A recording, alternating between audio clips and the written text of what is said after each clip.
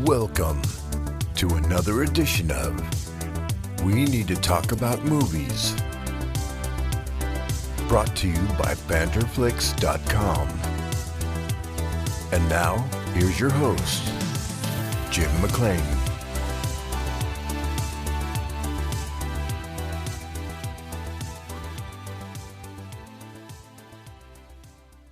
Ho, ho, ho! Yes, I am indeed your host, Jim McLean, the editor-in-chief of the Banterflix movie review website. Welcome to the latest episode of We Need to Talk About Movies. This is the first of 3 festively themed episodes, just in time for the big day. And you're not going to hear much of me on this recording, as I'm handing over the reins of the sleigh to my 2 deputy editors, Joe McElroy and Therese Ray, as they return with another episode of Crime Scene to Screen. And on this episode, the guys are going to be talking about the Covina Massacre in 2008. I'll leave it to them to tell you more about that, and its tenuous connections to the 1980s slasher Silent Night, Deadly Night.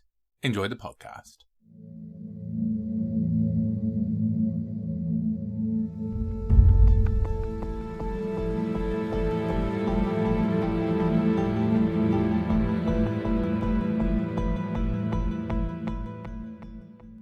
Hello and welcome to episode 3 of From Crime Scene to Screen with myself, Therese, and we have Joe as well. Hi. We were just discussing now that we can't really believe that this is our 3rd episode. For some people that probably sounds like not even an accomplishment, but to me and Joe, this was something that we kept talking about for, I'd say, a couple of months, joking about that we were going to actually do it. And here we are, 3rd episode in. So I feel pretty proud of us, to be fair, and let's hope it continues. Exactly. This month's episode is Christmas themed. And you may or may not believe, but there isn't very many Christmas films that were inspired by true crime. Some would say thank God, because that's a bit grim. And I'm sure there's a gap in the market for other people saying, why isn't there more? But we'll kind of just leave those people in their corner. But when we were approached to do a Christmas episode, Joe and I really could not think of anything. I mean, there's massive crimes at Christmas. I mean, JonBenet Ramsey, one of the biggest mysteries of the world, was committed on Christmas Eve. But thank God, no one has done a film about that young girl's death. But I suppose the closest that we could find through Joe's super sleuthing, as he does, was the Covina Massacre. It was extremely, extremely loosely based, and the inspiration for Silent Night, Deadly Night, which is a film that you can find on YouTube. So, I mean, if that's anything really to give you an idea of its star quality, I mean, I don't really know what else would. What are your opinions of the film, Joe? Jim. Yeah, it's just the name on the screen. Well, it's come out of the boom of like 80s slashers, so it's just trying to capitalize on that market. Like Halloween was a success, so they're like, oh, let's come up with a slasher that's like themed around a holiday, and then they just basically went through a list of holidays like April Fool's Day, Friday the 13th, and then they're like, oh, nobody's done Christmas really, so let's do something around that there. So we have Silent Night, Deadly Night, and it's very much in the tradition of blood and boobs for 80s slashers. Yeah. You could say it definitely has the double B factor. Actually, I would say the triple B, because it would be a B-less movie. True. But definitely an overabundance of boobs in the film, let's just say. I mean, I would say it was probably aimed at a certain target demographic.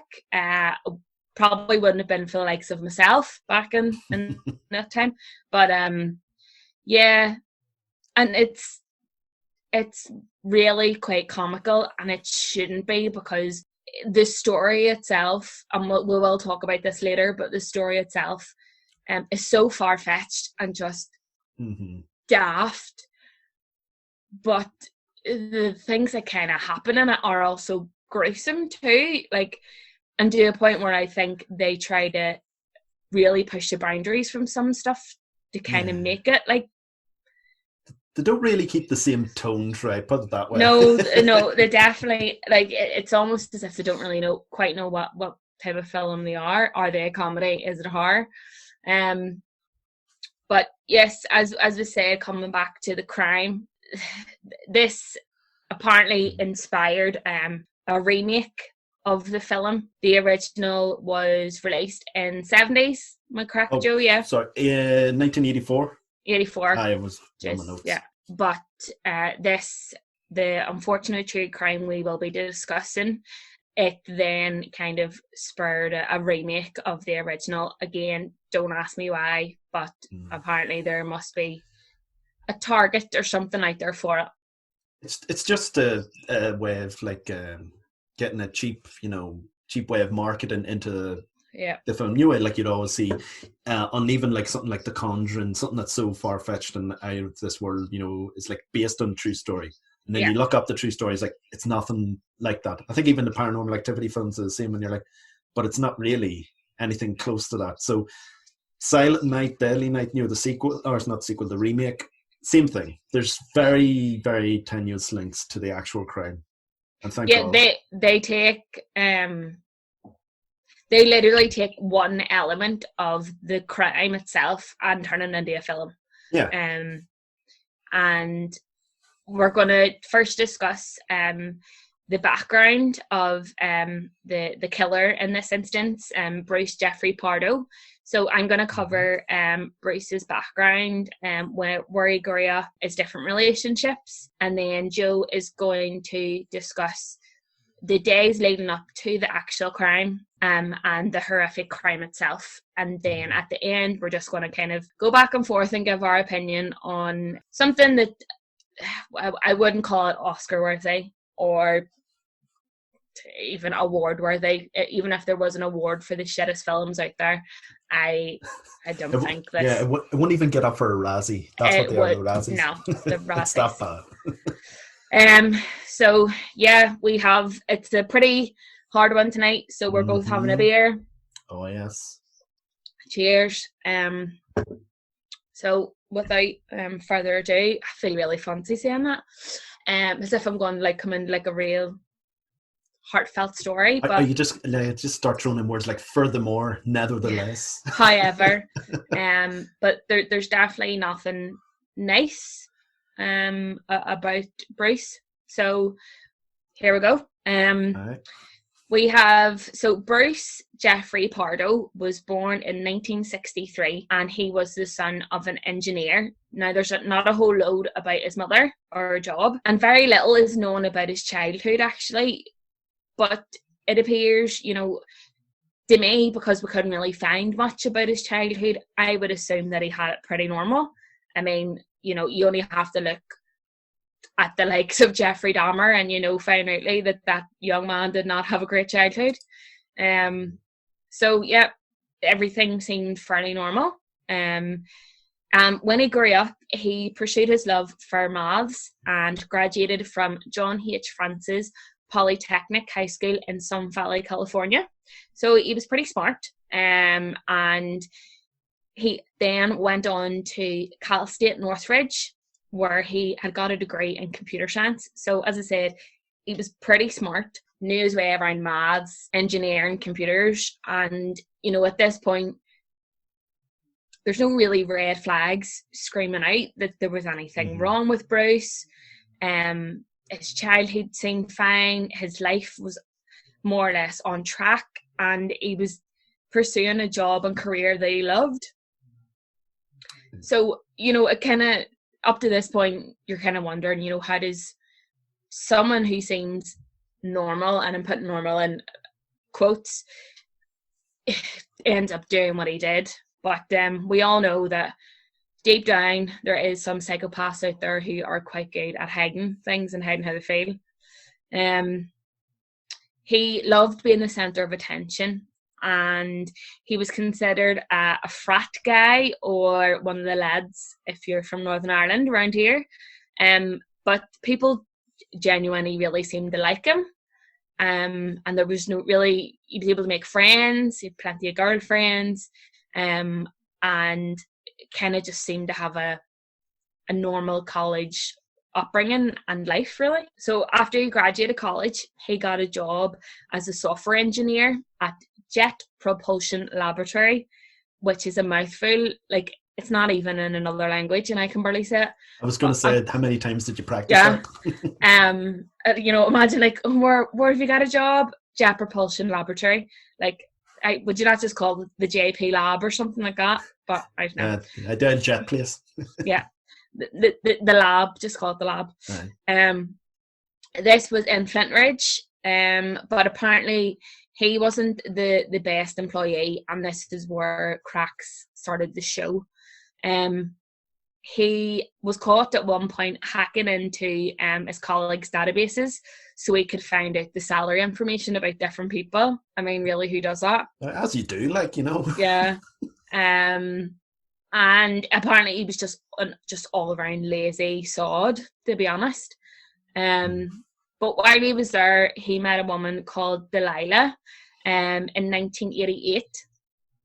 There was no information about Delilah's surname, and I would say that's probably down to the fact that after this relationship, people didn't really want to connect her to Bruce.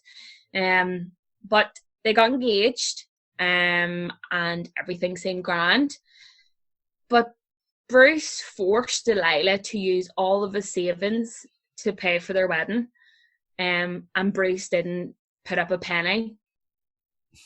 Again, you know, as an outsider looking at this, you'd kind of be like, why did you put up all that money? I know, because like for him, it's not like what he's probably sitting there going, what is that? Is that not what's done? Is it not the fiance that has to pay for? Is it not the woman that pays for the wedding? Yeah, you're like, not what? No. But again, we can't make comments on people's lives or how they feel or certain circumstances. But I mean, in my opinion, if Delilah was happy to do that, then she must have really loved him. So each to their own. But unfortunately, in June 1989, on the day of their wedding, Delilah, her family, and Bruce's mother all waited for Bruce to turn up. And he never did, and stood her up at the altar. So he forced her to pay for her own wedding and then didn't turn up. Scum. What a bastard. Pretty much. Yeah. Like, this is where you start to get the indication of, okay, he's a real piece of work. He's not the fool shilling. Yeah, that's the best way to describe it. Yeah. So, like, weeks go by, nobody hears from him. He doesn't reach out to anybody. And then about 3 weeks after the wedding, he was fined. And what he had done was took an additional £3,000 from Delilah's savings, took himself on holiday, and basically blew all the money on himself. I just, you might as well, if you're not going to have the wedding, you might as well enjoy the honeymoon, Yeah, the honeymoon that she probably also paid for, which she did with her 3,000, and didn't even let his mum know where he was or if he was okay. No, just up and away. So, as you can imagine, Delilah told him to do one, and he moved on. Uh-huh. So then in 2001, he met a woman named Elena Luciano. Again, this man meets many women, and I just don't. They only see the good side of him, probably, that's it, and then last minute just pulls the rug under the feet. He doesn't even look very nice. Like, if you Google photos of him, he's butt ugly, and he's just very common looking as well. Like, he wouldn't stand, you couldn't point him out in a crowd. He's no Brad Pitt, like. No. So he must just be very lucky. But yes, so he meets Elena, and they move in together, and they both have a son. On New Year's Eve, his son fell into their swimming pool while Bruce was supposed to be watching him. But Bruce was inside their home watching TV. Model parent. Really, need I say more? So he was basically entrusted to look after his son And at this point, his son was 13 months old. So his son was a year and a month. Like, he could probably barely, he was just about walking, if he could walk at all. Like crawling or whatever. And he just, there he was watching TV, probably some shout like Judge Judy or, I don't know, Police Interceptors, who knows. Daytime TV rubbish. Daytime, yeah. Pure tripe. And his young son fell into the water. So Bruce comes upon him basically and rushes him to hospital. But at that time, Bruce was seen to be extremely torn, really heartbroken by the whole situation, and really hated himself for what he had done. He stayed by his son's bedside for a week straight until he woke up, because his son was unfortunately in a coma. So when the son woke up, the hospital called Bruce and Elena for a meeting, and unfortunately told them that their son had severe brain damage that was going to alter his life forever. So Father of the Year, Bruce Pardo, did what any good father would, and decided that he would skip out on his family and leave his girlfriend their paraplegic 13-month-old son completely on their own. I know. Again, scumbag. No two ways of putting it. Like, it's almost worse because, you know, he's affected someone's life forever physically. I know maybe emotionally with the previous relationship, but with this here, it's just another level. It's like an escalation almost. Like, he did it. Like, he did it. His fault. You put your son in a coma. Yeah. And now you won't be able to walk again. I know. And you're like, right, cheerio. You're like, see you later. It's like, oh, he's woke up. Right, I'm away here. Yeah. You know? Job's done. I was his angel by his side. So, yeah.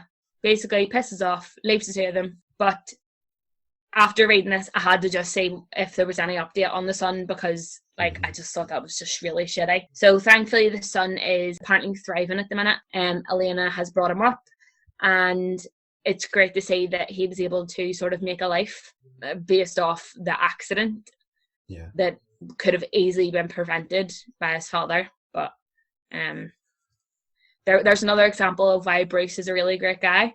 And it's weird how, like, it's taken up to this point for sort of cracks to show, because, as I say, there was very little about his childhood, and anyone that spoke of him thought that he was a really decent person. But, you know, some people have two sides and they find it very easy to hide them. So, well, that's the thing. Even when you look at most serial killers anyway, you know, they were like upstand their community. Like, you know, even I'm just thinking of Gacy, you know, he was like a scout leader, and he worked with his local political party in that there. You wouldn't have thought he would have buried so many dead children under his porch.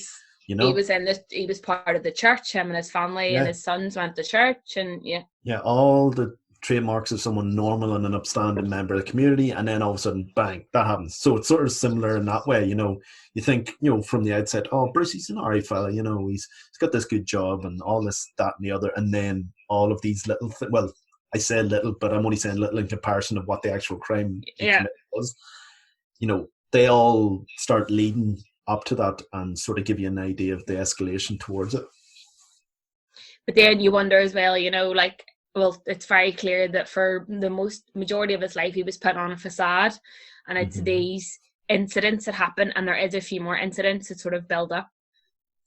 You know, there are the things that accumulate to what actually happens, which is scary, because, you know, someone, say another person who maybe is sort of built differently or has different chromosomes or anything like that, would take what's happened to them and have a completely different reaction. So it's fascinating that way. But back to the story, because we could talk about it and psychoanalyze all of them.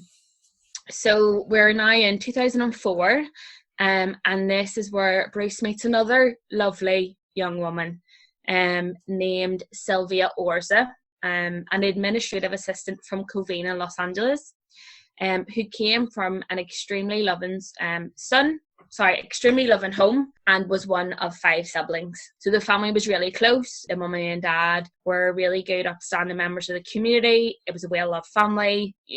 People in the neighbourhood, all they could say was good things about them, and they just seemed really close-knit and sort of like what a perfect family would be. But Sylvia herself had some trouble in the past. Unfortunately, her first husband was killed in a car accident, and they shared 2 children together. So she was widowed quite early, but then she met her second husband, whom she had a daughter with. So she had 3 children at this point, but Bruce and Sylvia married on January 29th, 2006. And basically, as soon as the marriage went through, there was extreme issues with their relationship from this point. So Bruce was quite sneaky and sly with his own money and with their money. On numerous occasions, he tried to set up separate accounts from Sylvia and basically tried to hide some of his salary from her. And it was evident to see that money was the main problem for all of their relationship issues. And at the same time, Sylvia had her own job, so it wasn't as if Bruce was the main breadwinner of the family. She had just as much as right to their money as he did, but Bruce seemed to take real control over everything, which again you'll see the kind of is one of the catalysts for things that does happen. So the issues really came to a head when Sylvia finds out that Bruce had fathered a son from a different marriage. So he had never told Sylvia about that's awkward. He had never told Sylvia about his son from a previous marriage, which, like, in first instance, would be a shock to most people because, it's a secret that he's kept from her. But I don't think Sylvia was really annoyed at that. I think Sylvia was more annoyed at the fact that she found out that Bruce had left his son at 13 months, severely paralysed, and didn't give them any sort of child support or any money. But Bruce had continued to claim tax benefits off the child. So he never spoke to his child after that. He never paid him any penny for them. He never asked how he was, but he continued to pay and claim tax credits off a child that he didn't speak to. That's it. He just seemed like, even just stopping you there at that point, everything sort of seems to be fiscally driven for him.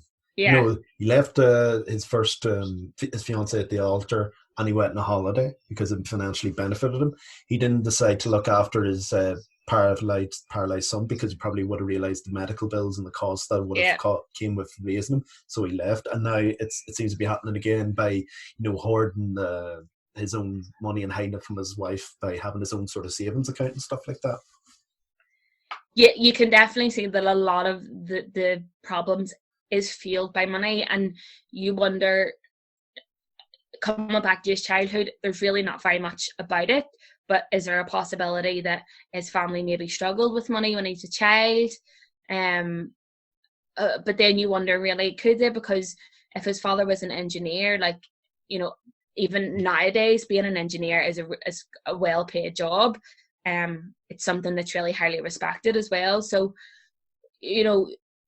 is it really to do with the money, or does it come down to the element of control as well? Because with money comes power.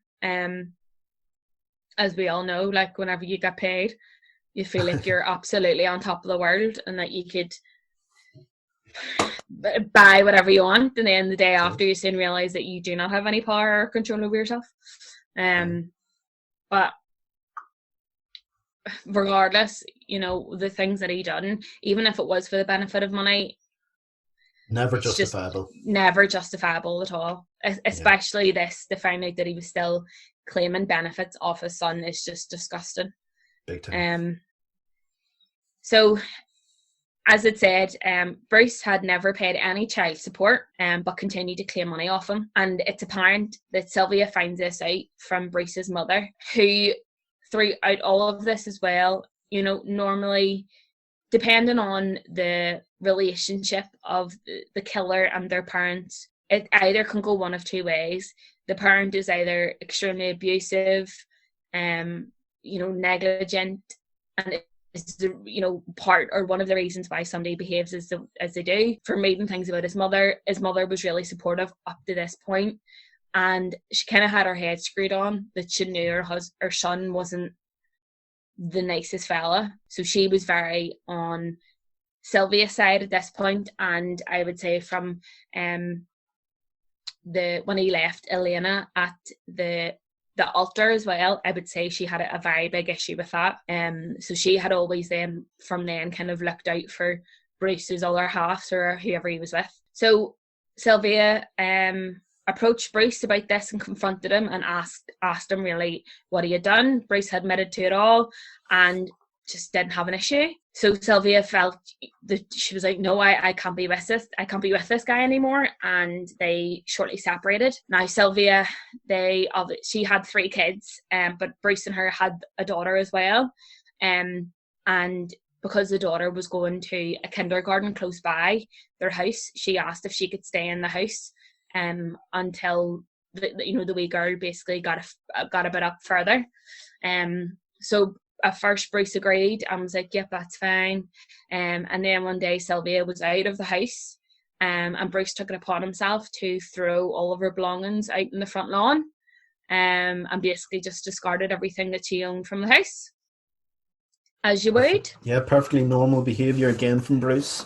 Absolutely normal, head screwed on, mature adult behaviour of Bruce Pardo. Very empathetic human being, isn't he? Yeah, definitely.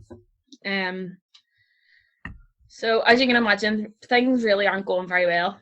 And most of it all came to a head in June 2008, when a divorce court ordered Bruce to pay $1,785 a month in spousal support to Sylvia and the family, and she got their house as part of their settlement. So with that, Pardo was also required to pay Sylvia $10,000 as part of the settlement as well. Sylvia kept her wedding ring and the family dog. So it seemed like Sylvia really kind of came out well from their divorce. She got the house, which is what she wanted. He was forced to pay a substantial amount of money per month, which again would have been really beneficial to her. And in most of the court documents that are out there and sort of articles that are written, Sylvia didn't really play dirty in the divorce settlement. She sort of was up in front from the very beginning of what she wanted from the divorce and wanted to kind of finish quite quickly, so there wasn't any sort of issues that were kind of left over or anything that would affect the kids, because her kids were still quite young at this time. But as you can imagine, Bruce had to just fight fire with fire and wasn't happy about this. So he started declaring in court a lot of lies about Sylvia. So Bruce said that Sylvia had been living at her parents the whole time, that she wasn't paying rent, that she had bought a lavish car, she had went on many gambling trips to Las Vegas, was having meals at fine restaurants, getting massages, getting golf lessons, just really looking after herself and not using the money that he was ordered to pay for her children, which is a total lie. It kind of sounds like he's just explaining, like it's a shopping list of everything he's done with other people's money. Or everything that he wants to do with the money. Yeah. Like it kind of sounds everything he wants to do. He's probably just like listing off a bucket list of, what to do after a divorce, and he's just ticking it all off. What do you do after a divorce when you've stole all of your ex-wife's money? Sort of something along that lines. And I think a huge part of the divorce settlement, new way you said he'd spousal money to pay sort of alimony for the children. It's the fact that 2 of them weren't his children. Yeah, that was an issue for him. Stepchildren, yeah. I remember when I was reading up on it, that was a big gripe for him. Oh, God, forget. Oh, isn't it so awful that she has children from another marriage? Oh, wait. So does he, who left and was then claiming benefits off, who no doubt the benefits would have been part of the spousal support. Exactly. So I think the divorce in and of itself is just karma for all the bad things he's done previous. Yeah. But of course, it doesn't work out that way. No. So, as I've said there, Sylvia done quite well out of the divorce, and Bruce was forced to pay quite a lot of money to her, which then led to Bruce losing his job in 2008. And this was in December 2008, sorry, and this was just shortly after the divorce was finalised. So the court ordered him to pay all this money. He lost his job, and then the divorce was finalised. So it's now written in contractual documents that he has to pay all of this money, and it's been ordered by the court, and he now doesn't have a job to pay any money. And I suppose you should go into like why he lost his job.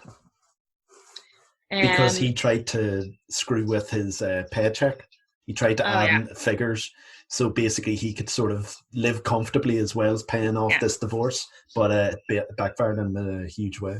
Yeah. So that, like, again, this kind of echoes the whole mentality of being obsessed with people's salaries. You log on to the databases, and he was in this job, but he was able to sort of fluff his own paychecks to try and make it out that he was earning more than he. And do you know what the mad thing is as well? Like, he done that so he could be comfortable, but like, not. I've never been married. I don't have experience of divorce, but as far as I'm aware, the court orders these settlements based on what you earn. So if he started to like say that, you know, maybe he only earns $1,000 a month, but he starts firing in checks and he's earning $2,000 or $3,000 a month, they're just going to up what he has to pay his wife. Like, you know, and especially like with any of the spousal support or the credit, they'll see what he's sort of earning and go, right, that needs adjusted, or, you know, maybe Sylvia isn't getting much as should be. So whether or not he wanted himself to look comfortable, like, it wasn't going to work out anyway. And as we're saying, it doesn't work out because he gets caught, he loses his job. So at this point, he is basically unemployed, divorced, and kind of on his own. So normally when you hear these stories, you kind of feel sorry for someone like this, but I wouldn't feel sorry at all. And Joe, you're going to take over and explain why we don't feel sorry for Bruce. So the thing about Bruce, right, at this stage, he's at rock bottom. He's seemingly lost everything in life, or it would appear that way anyway. So it was around roughly a week after his divorce settlement was finalised. It was Christmas Eve, and there was a party that was taking place at his in-laws' house. So it was Sylvia's parents, and there was about 25 people roughly there partying. So on that Christmas Eve at Covina, where the party was taking place, Bruce pulled up in a rented car dressed as Santa Claus. And in his possession, he had a gift wrap package, which I'll go into the contents in a later part. And in the other hand, he had a semi-automatic handgun. So you can kind of see where this is going. And as well as that, in his possession, he had another 3 additional semi-automatic handguns in his possession. So already you can see this is a planned out sort of thing that he's going to engage in. So at 11:30 p.m., a little girl who was at the party, it was Sylvia's niece, I believe. Her name was Katrina. She looked out the window and seen this man dressed as Santa Claus with a gift in his hand. So she ran to the door, and, you know, as any excited little child would do, and go, "Oh, Santa, Santa, Santa." So she runs to the door. She opens the door. He greets her and lifts her up and gives her a hug. But he sets her down, and he takes out the handgun and he shoots her in the face. And that began the absolute chaos and carnage that took place in that house. Now, I should say actually, the little girl didn't die, Katrina. We're going to go into her story afterwards. But it was just by sheer luck she happened to turn her head. It's sort of reported that, you know, she was telling everyone, "Oh, look, Santa's here." So she turned her head and the bullet hit her cheek rather than in her forehead. Her full face, yeah. Yeah, so very lucky girl in that instance. But like I said, from the moment he'd shot her in the face, he began to fire indiscriminately around the house. Another matter of fortune is the fact that the children at the party were at the back of the house, where they were all playing games and stuff like that there. And it was mostly the adults who were at the front, just in the sitting room, just having a few drinks and just enjoying the evening as you would in a Christmas Eve party. But like I said, he began firing indiscriminately at everyone. The men at the party, a few of them tried to rush him, but sadly they got shot. And as he was making his way through the house and shooting around him, this is how callous he was. He would have shot people who were injured point blank in the face and executed them, essentially. So obviously at this point, everyone's just rushing around the house, panicking because they're hearing all this gunfire. People are jumping out the windows, are just trying to get out of the house, make sure the children are okay, whereas others were hiding. So Bruce made his way into the kitchen, but sadly he found Sylvia under the kitchen table and he killed her, shot her dead. So this is the point where we sort of get to the gift that Bruce brought with him. He, in his possession, had a gift-wrapped homemade flamethrower, which he used to spray fuel around the entire house. I know, it's just insane. I think it's mostly stems from his engineering background, so he thought, right, I'm just going to inflict the most damage possible. He's just on a complete vendetta against Sylvia and her family, just trying to destroy every aspect of her life in one moment. So he set the home ablaze, and as a result of the attack, in total 9 people were killed through either gunshot wounds or the fire itself, with a further 3 wounded. That included little Katrina, but Katrina was lucky enough because her mother found her on the ground, picked her up and ran with her outside the house. And it was actually her mother, excuse me, I think her name is Letitia. Letitia, she said. She picked her up, and she is the one who made the 911 call, telling the police to come around and, to stop Bruce. You can hear the 911 call. I did listen to it myself, but I wouldn't advise doing that.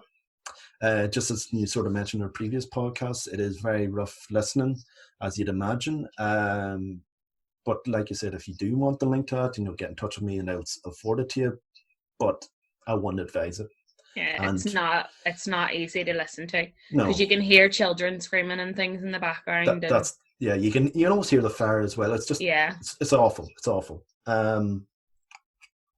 So out of the 9 people who died, there was Sylvia, her parents, 2 of her brothers, and 3 of her sisters, and her nephew, who was the youngest victim, who died. It was 17-year-old Michael Oritz, who was upstairs playing computer games at the time. Who was sort of oblivious to sort of what was happening until it was too late, and sadly he perished in the fire. Now the fire itself, it was absolutely crazy from all accounts from the fire department. When they arrived, there was flames about 40 to 50 feet in the air, and it took about 80 firefighters to put out the fire. It took them an hour and a half to put it out, and due to the intensity of the fire, they couldn't really identify the victims, so they had to resort to dental records. It was that bad. Yeah. So at this point, we should sort of address what happened to Bruce. So he fled the crime scene and changed into some street clothes and drove to his brother's house in Selmar, which was about 30 miles away. And it was here he was found dead through a self-inflicted gunshot wound. But luckily his brother wasn't present in the house at the time, or no one else. So basically Bruce made it to the house and killed himself. Initially, authorities believed that, as part of Bruce's plan, he was going to go to the house, kill everyone, or just cause as much damage as possible, and then fly to Canada, because he had in his possession an Air Canada airplane ticket. But they later found out the plane wasn't going to Canada itself. It was actually due to go to Illinois. And it was there they believed he sort of had an alibi where he was going to be out of town visiting a friend. So it couldn't have possibly have been him who committed the crime. But then they found out later, it was only about a month or a few weeks prior to this, he actually was on that trip. So it would have looked very, very strange had he done it again in such a short space of time afterwards. He had money strapped to him as well, didn't he? Yeah, that's sort of the next point. That's why he didn't engage in the plan. Yeah. Because When they found his body, he had severe third-degree burns on his arms, and like you said, he had a girdle on him with about 17 grand worth of money strapped to him. But as well as that, as part of the burns, part of the Santa suit was singed into his skin. Ugh. I know it's rotten, but it couldn't happen to a nicer fella. Complete Scott. I'm no sympathy for him. No, and well, obviously, anyone listening would have no sympathy for him. But hopefully, it boiled and burned and merged, and the most disgusting boils were just all over his body.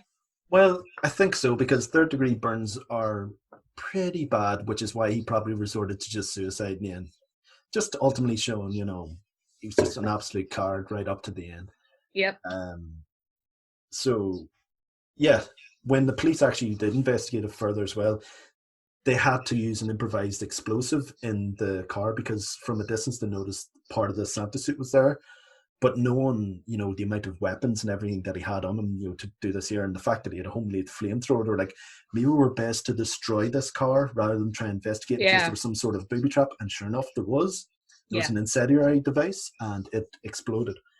But from the scene, they recovered 4 13-round capacity handguns, which were in the car, and he had around 200 rounds of ammunition. So you can just imagine, how much hate and anger must have been in him to just go, right, I'm going to get as much as I can, as much bullets, as much guns and everything, because I'm just going to kill absolutely pure everyone. carnage. Yeah, it's absolute evil. No other way around it. And just lastly, in relation to Bruce, a toxicology report found that he had traces of cocaine in his blood and urine, so he obviously had taken it just to sort of pump himself up and give himself a bit of an adrenaline rush to sort of do it. But like you said, like everything leading up to this is just bizarre. Like he is a scumbag up to this point. There's no two ways around that for, all the sort of financial dirty doings that he was doing. But to absolutely go out of his way and do this, it's just on another level. And plan it on and everything like that as well too. And especially the first kill that he done, the fact that he took that little girl in his arms and then let her down and shot her in the face is just horrendous. His own niece. Yeah. That for at least 3 years they were together for 3 years and he was involved in every part of their life for 3 years. That's that it. He can just turn around and shit her in the face. Yeah. And that sort of is, everything that happened like that is the conclusion to it all. Bruce killed himself, and they actually found out as well that he was intending to kill his own mother. Yeah. That night, but obviously with the injuries and everything, he didn't follow through with that aspect of the plan. Thank God as well. But yeah, that's pretty much it. That's the sad short life of Bruce Pardo. And when I say sad, I mean he's a sad individual and a complete and utter well, I can't even say the word. I'm just that flustered and angry about him. Just call him an arsehole. Just call him an arsehole. You know what? Yeah, why not just resort to arsehole? Let's not get fancy with it. Let's just call him an arsehole. But yeah, so that's Bruce. But like you said, we always like to look for the silver linings in these cases. And the silver lining actually comes from Katrina, the little girl who was shot in the face. She actually grew up to be quite a brave young woman. She's an anti-gun activist.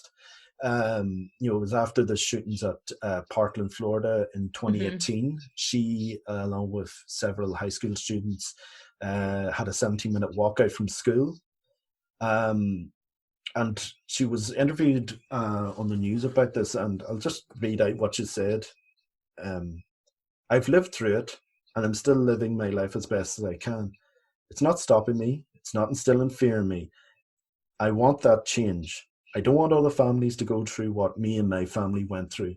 So there you go. You see it firsthand how strong and brave a young woman that became out of this tragedy. And a lot of that has to do with her mother. I mentioned her earlier, Letitia, who made the phone call to, try and save as many people as possible and inform the authorities about it.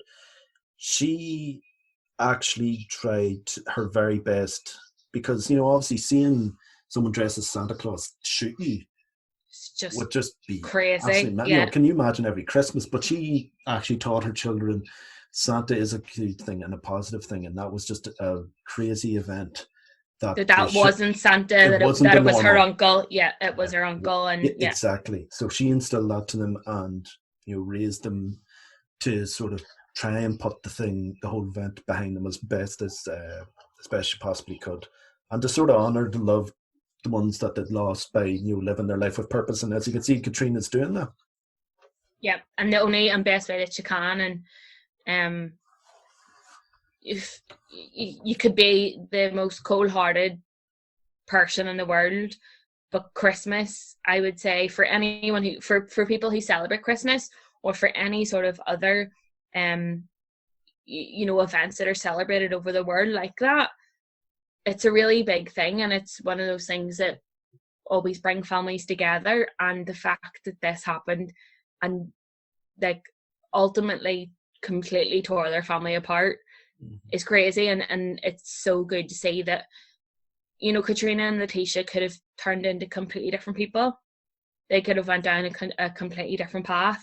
Things could have went a whole lot worse for them, but she is taking what her experience is, what happened to her, and isn't afraid to put herself out there. That's another thing too. She could easily hide away from everything. There's horrible people out there who would refer to her as, oh, her uncle, that's the girl whose uncle murdered her whole family, type of thing like that. The mad Santa fella and all that nonsense, yeah.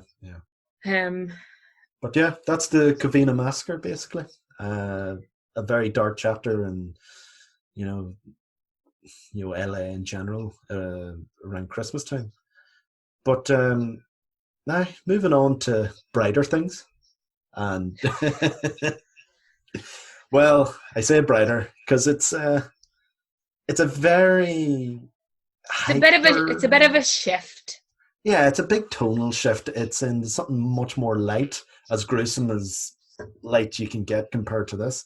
And that's with the 1984 film Silent Night, Deadly Night. So, Trace, do you want to just let everyone know what Silent Night, Deadly Night's all about? That says it all. Yeah. So as I previously mentioned, it's on YouTube. You can find it on YouTube. If a film can be found on YouTube, it's not really of its high standard. But the film basically centres on young Billy. They're always called Billy, Sammy, Joey. Like there's a Y. There's a Y. There's always a Y. So the film kind of opens up with young Billy and his family. They are traveling to see his granddad on Christmas Eve. And it's really weird. Like, not really going to give. This doesn't give much away, but I don't know if you notice it as well. So they're talking, his mom's talking to him and explaining that they're going to see their granddad. At no point do they mention where their granddad lives. So you automatically think that the granddad, they're just going to the granddad's house. But no, the granddad lives in a mental asylum and hasn't spoke for over so many years. So, that's really great and heartwarming for a young, I think, 4 or 5 year old child. Oh. So yeah, they're on their way to see his grandfather. While he's there, his granddad kind of spooks him, basically, tells him that he may think that Santa's a good man, but Santa's not a good man. All the while, there is a man dressed up as Santa who is just robbing random shop. They both meet basically on the highway. So Billy and his family are in one car and the Santa is in another car. He stops their car and more or less murders Billy's mum and dad right in front of him.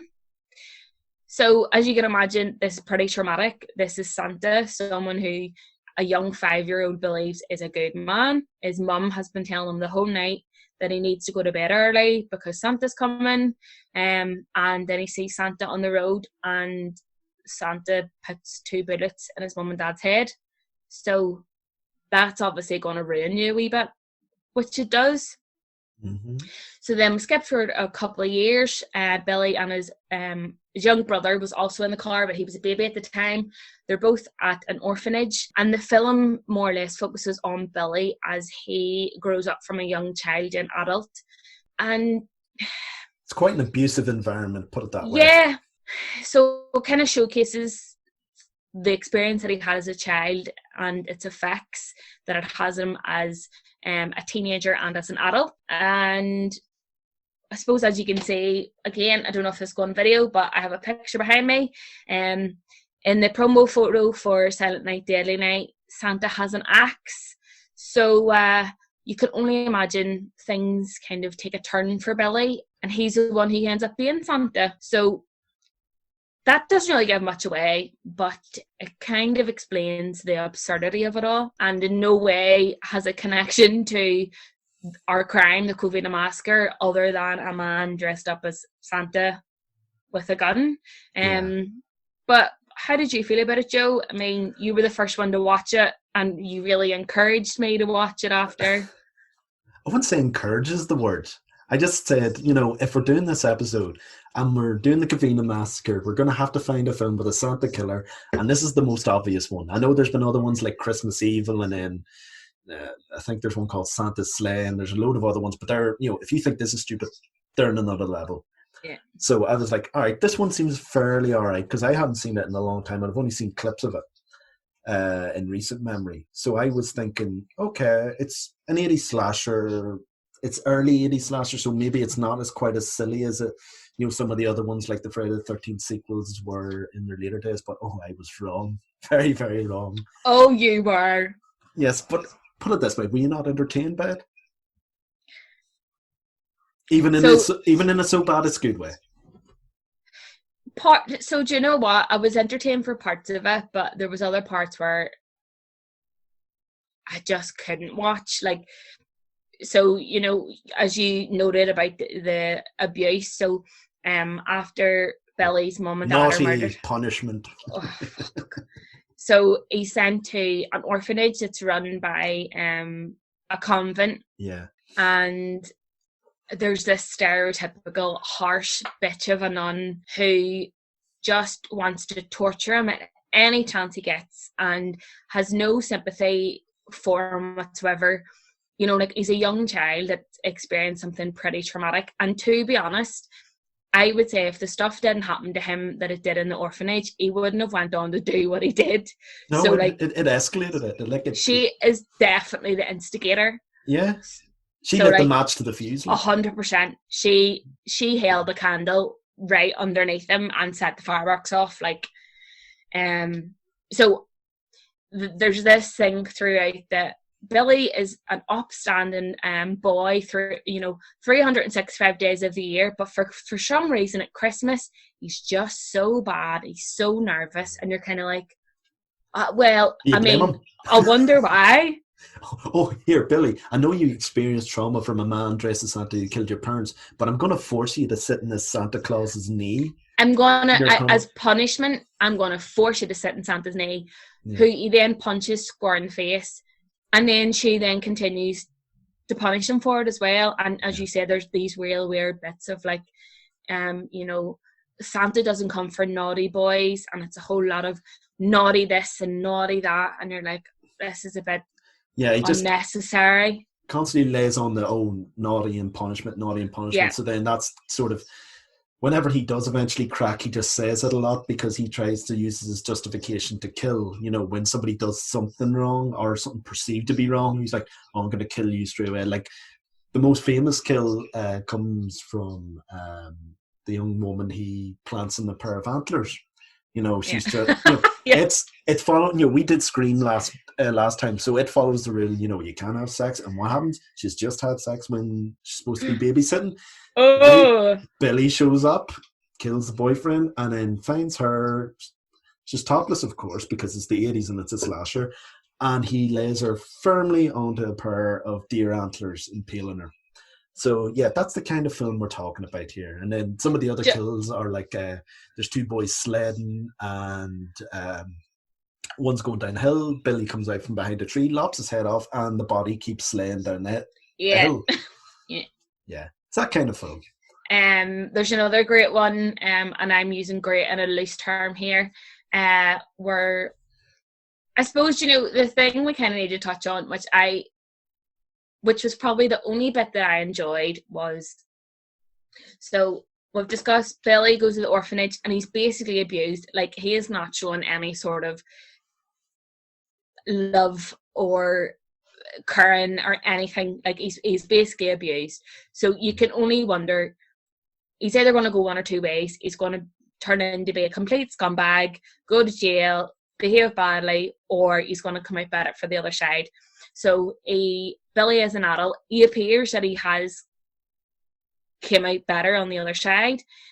He's extremely built, which I think is a gag as well. Like, he goes from this wee ratty, long-haired twerp to this big, bulky, hulky hunk of a blonde guy, and you're like, where did you come from? But he's like 18 and he's still living at the orphanage because, of course, nobody wants to adopt a kid whose parents were murdered on Christmas. So he gets a job at none other than a toy shop. Ironic? What? I think not.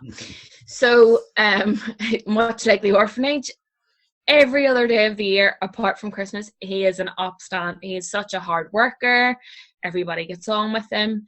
And then Christmas comes around and there's a scene where his manager explains that Santa's coming, and he basically has this fit and he's like panicking, and everybody's like, what's wrong, Billy? And he's like, oh, I can't tell you what's going on. So he runs away and he hides. And much to Billy's enjoyment, and I suppose everything he wanted physically comes wrapped in a bow, because the Santa that they were originally going to use, I think he has an accident or something. Yeah. And his manager thinks, do you know who out of all of our staff should be Santa? None other than Billy, whose mom and dad were murdered on Christmas Eve. I know, so no one ever brings that up. No one. Never comes up at all. And the thing is, like, there's a point on Christmas Eve, Billy has survived being Santa for all the kids. He hasn't murdered any kids, hasn't done anything bad. Thank God. And, his manager makes this joke. Billy says something like, I always think of my mum and dad on Christmas Eve. And you're like, God love you. Like, this is a pretty hard day. Mm. And then his manager's like, oh, I'm sure you can't wait to go home and spend time with them. And he's just like, they're dead. And you see it in his face. That's the worst part, because he knows he comes from an orphanage. Like, it's the nun that brings him in and goes, oh, I've got a young boy here who wants to He wasn't going to give him a job because he came from an orphanage. He knows his mum and dad are dead. Aye. And he's just like, oh, right, okay. But to be fair, he is a bit drunk at this stage. So. Yeah. Well, they're all involved in some drunken debauchery, and this leads on to one of the greatest kills of it all. So, as you know, like most 80s slashers, there's always a wee scumbag in it. Of course. And who thinks he's like a real Lothario and he's in with the ladies. So he is, I would say he's attempting to rape one of the other assistants. And Billy steps in, and again, like stuff that happens in the orphanage, he sees people have a sex, and the nun's like, no, this is naughty, this is bad. So he sees this happening, doesn't think that she's been attacked, and just sees what's happening, sees red basically, and he strangles the guy with a set of fairy lights, which I just think is just so Christmassy, because it's just so happy. It's so magical. You just seen these fairy lights hanging, and he grabs them and strings them up, and you're like, I can see where this film's going. Yeah. Everything is going to be Christmas related. So there you go with the antlers for the reindeer, then you've got the child on the sleigh. Yeah. It's just ticking boxes off. It's a Christmas miracle, and just the film itself, I think the background to it is just as sort of fascinating as the film itself. Well, it's bad for the film. Funny enough, it was released in the same day as Nightmare on Elm Street, and it actually for the first weekend made more money than it. So it was more popular than it, in its first weekend. But then obviously, you've got the promotional poster behind you. A lot of conservative parents, as they were outraged in America at the time, were in the air of satanic panic over there, and we've got the video nasties over here, and they see that image, and it was sort of, the film itself was advertised, or when the Waltons was on TV that time of the evening. So people are like, what the hell is this? Killer Santa. I can't traumatize my child by having this film shown here. So then, in the likes of the Bronx in New York and Queens, a lot of parents actually protested outside it, and they were sort of known as Citizens Against Movie Madness, which sounds like a fun thing. But it sounds like a great thing to be involved in. Yeah, but eventually they were successful in their campaign because a lot of the promotional stuff was pulled. A lot of theatres decided not to show it, and although it did become a hit, it didn't become as big a hit as it could have. So subsequently, it did lead to 5 sequels, believe it or not. That's shocking to me. I know. The sequel, actually, I've seen the second one because it is notorious for being one of the best ever so bad it's good films. It follows the younger brother, Ricky, and his pursuit of the nun who sort of abused them all. But the funny thing about it is, right, they were so cheap with it, they used half of the film itself is footage from this film. So it's basically Ricky's memories is the first film for the first half, and then the second half is him just going on a rampage. And honestly, some of the acting of Ricky in the sequel is just some of the best over the top acting you will ever see. It's awful, make no mistake about it, but it's probably the only one of the sequels worth watching from what I've heard. And obviously then the remake happened in 2011, I think, or 2011, 2012, and it was in sort of response to Covina. So I suppose we should sort of try and go into links between this and the actual Covina massacre. Like you said, there's virtually none. Very little, yeah. Yeah, like the only similarity on the face of things is, a killer in a Santa suit. That's it.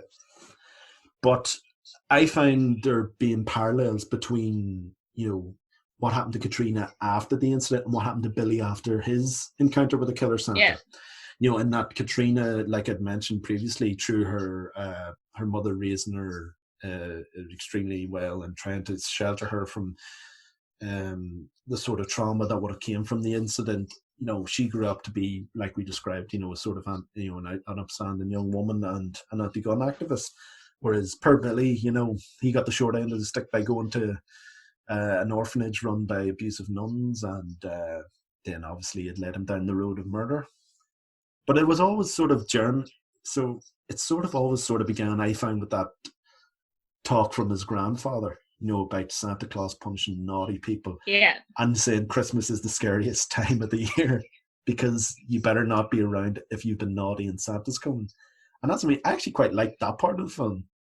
But then obviously it goes nosedives and downhill, and it's awful. And like, not to be grim on Santa, because I love Christmas, but telling young children at that age that if you haven't been good all year, you're going to get cold. Like, you're not going to get any presents or anything like that. Like, for some people that is pretty scary in those situations. And I definitely agree. And that's one of the things that I want, that we had talked about before and that I'd wanted you to include, was not like, obviously Billy isn't a real person and Katrina was and experienced something pretty horrific, but it sort of does answer to how your life can be affected by one really, really horrific thing. And it's dependent on who you have around you. I would imagine, and I'm just speaking freely here, and this is not to offend anyone, but, Katrina was so lucky to have her mum. Like, her mum, her aunts and uncles, they were murdered. Her mummy was very lucky to have been in a certain part of the house that night and be able to escape. Who knows what would have happened to Katrina? I think she's an only child as well. Yeah. She could have went to an orphanage. I'm not saying that she would have went on a murderous rampage, but things could have ended very bad for her as well. But it's just so kind of inspiring to see someone taking an experience like that and really running with it. And there's plenty of videos on YouTube. Joe gathers a playlist for us just before we record, and there's a few videos of Katrina and her friends speaking, and they also did like a anti-gun ad as well. And I think she's only like 15, 16 or something in the video. Like, she's not even that old. And she's just so strong and sure of herself. So it's just, obviously we haven't been through anything as traumatic as that, but I just don't know how I would deal with it after. And it's so inspiring to see someone dealing with it like that.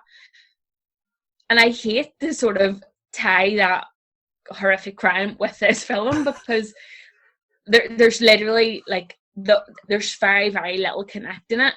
But when we were, researching things to cover, for some reason this film comes up every time whenever you search Covina Massacre or Crimes at Christmas films.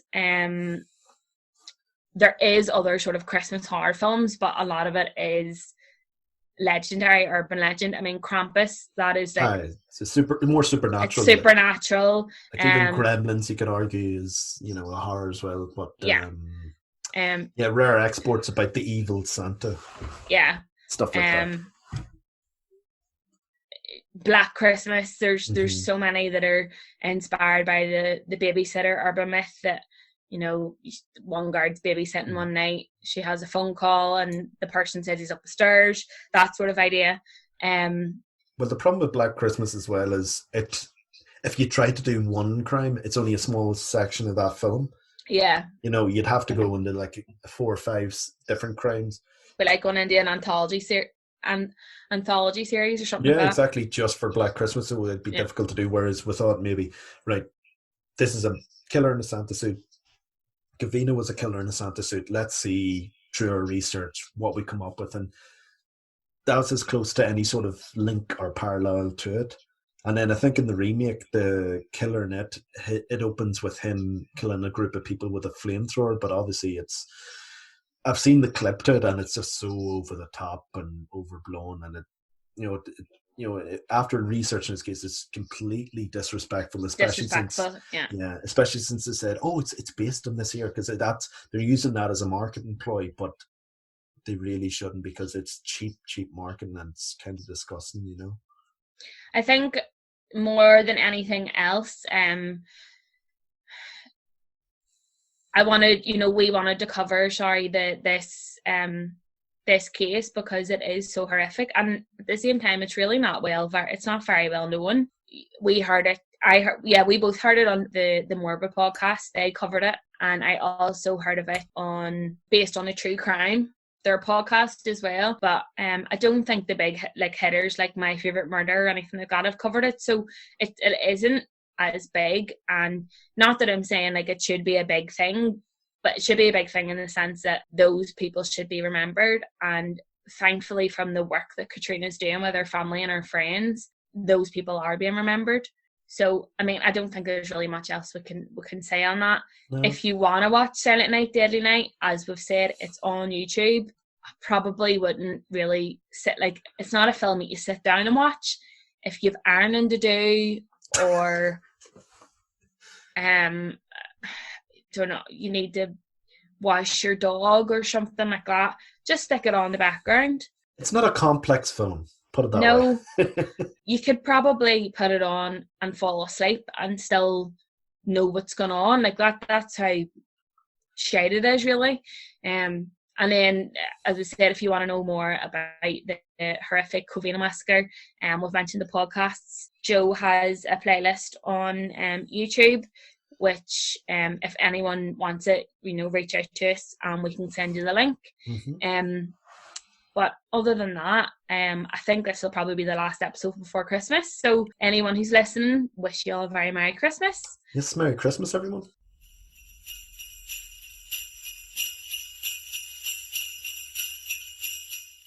So that pretty much brings this episode of We Need to Talk About Movies to a close. Hopefully you've enjoyed this festively themed edition of Crime Scene to Screen, and thanks very much to Joe and Therese for recording it. I can assure you listeners they will be back in 2021 to talk more serial killers, because there's a lot of material they have to work with and you've that to look forward to. If you want to make sure you never miss an episode of the podcast, don't forget to subscribe wherever you get your podcast and fix. and that way you won't be left disappointed. As I said at the very start of this episode, this was the first of 3 festively themed editions of We Need to Talk About Movies. We also have a It's a Wonderful Life special where a Christian, an agnostic and a Satanist share their thoughts in the film, and the Banterflix tradition that is the Christmas TV listings guide. And we recorded that last night and it was a lot of fun, so you have those to look forward to. And that's pretty much everything I've got to say. I've been your host, Jim McLean, the editor-in-chief of the Banterflix movie review website, and we'll be back pretty soon with another episode of We Need to Talk About Movies.